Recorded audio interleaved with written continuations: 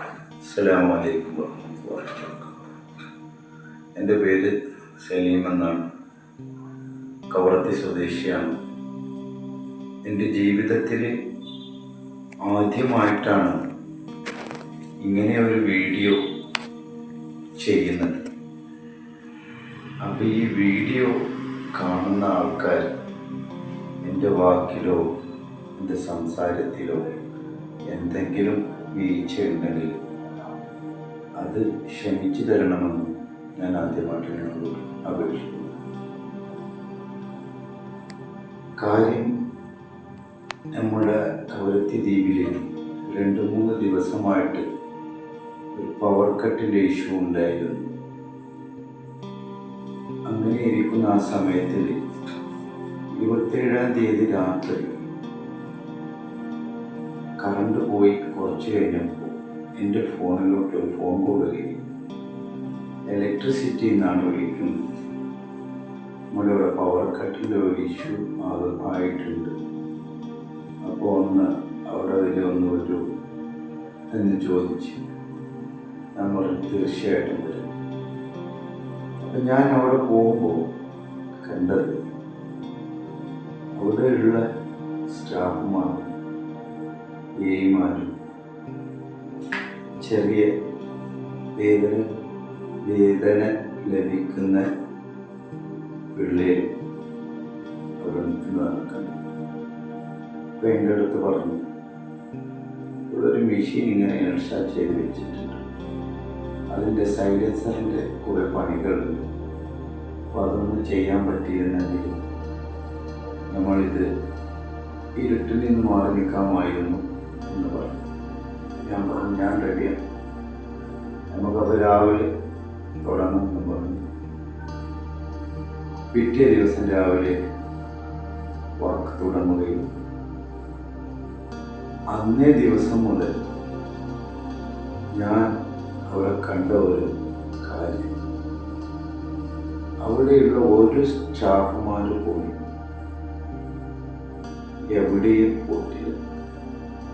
Office staff ആവട്ടെ, ലൈനിലുള്ള സ്റ്റാഫാവട്ടെ, duty സ്റ്റാഫാവട്ടെ, എല്ലാവരും ഒപ്പത്തിനൊപ്പം നിന്ന് പണി തുടങ്ങുകയും, എൻ്റെ ജീവിതത്തിൽ ഞാൻ ആദ്യമായിട്ടാണ് ഇങ്ങനെയുള്ള ഒരു വർക്കിലോട്ട് ഞാൻ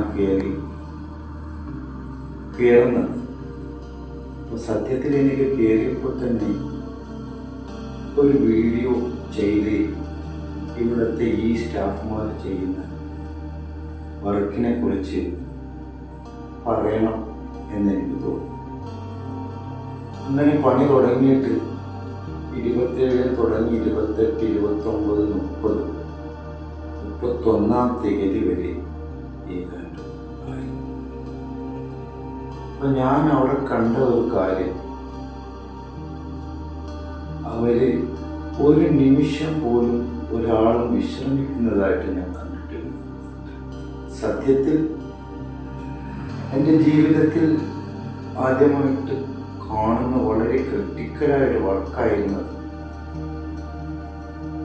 അങ്ങനെ അതൊക്കെ ചെയ്ത് ഏതാണ്ട് റെഡിയാവുന്ന ടൈം ആയപ്പോഴേക്കും ഫസ്റ്റ് ദിവസം കറണ്ട് പോയി. ചില സ്ഥലങ്ങളിലൊക്കെ കൊടുക്കുന്ന പ്രശ്നമില്ല. പാവം ജനങ്ങൾ അന്ന് ക്ഷമിച്ച് കഴിഞ്ഞു. പിറ്റേ ദിവസവും ക്ഷമിച്ച്. 3-ാം ദിവസം മുതലാണ് ജനങ്ങൾ അങ്ങോട്ട് വന്നു തുടങ്ങിയത്. ആയോ, ശരിയായോ എന്ന് ചോദിച്ചു. അപ്പോൾ എന്നെ സംബന്ധിച്ച് ഈ ഇലക്ട്രിസിറ്റി ജീവനക്കാരെന്ന് പറയുന്നത് ശരിക്കും ബഹുമാനിക്കേണ്ട ജീവനക്കാരായിട്ടാണ് എനിക്ക് തോന്നിയത്. അങ്ങനെയുള്ള രീതിയിലാണ് അവരെ പണികളും കാര്യങ്ങളും എനിക്ക് കാണാനിടയായത്. അൽഹംദുലില്ലാഹ്. പിന്നെ ഈ സമയത്ത് തന്നെ സെക്രട്ടറി സാർ IAS അവിടെ വരികയും ഓരോ 3 മണിക്കൂർ കഴിയുമ്പോൾ ഇവരെ IAS ഓഫീസേഴ്സുമായിട്ട് അവിടെ വന്ന് വളരെ ആത്മാർത്ഥമായിട്ട് അന്വേഷിക്കുകയും സീരിയസ് ആയിട്ട് തന്നെ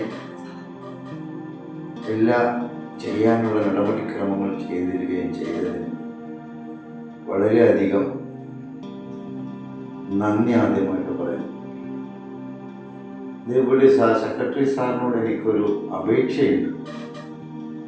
അവിടെ ഈ വളരെ സാലറി കുറഞ്ഞ കുറേ പിള്ളേരെ ഞാൻ അവിടെ കാണാനിടയായി. അവരും ഈ 4 ദിവസവും ഉറങ്ങിയിട്ടില്ല, വിശ്രമിച്ചിട്ടില്ല.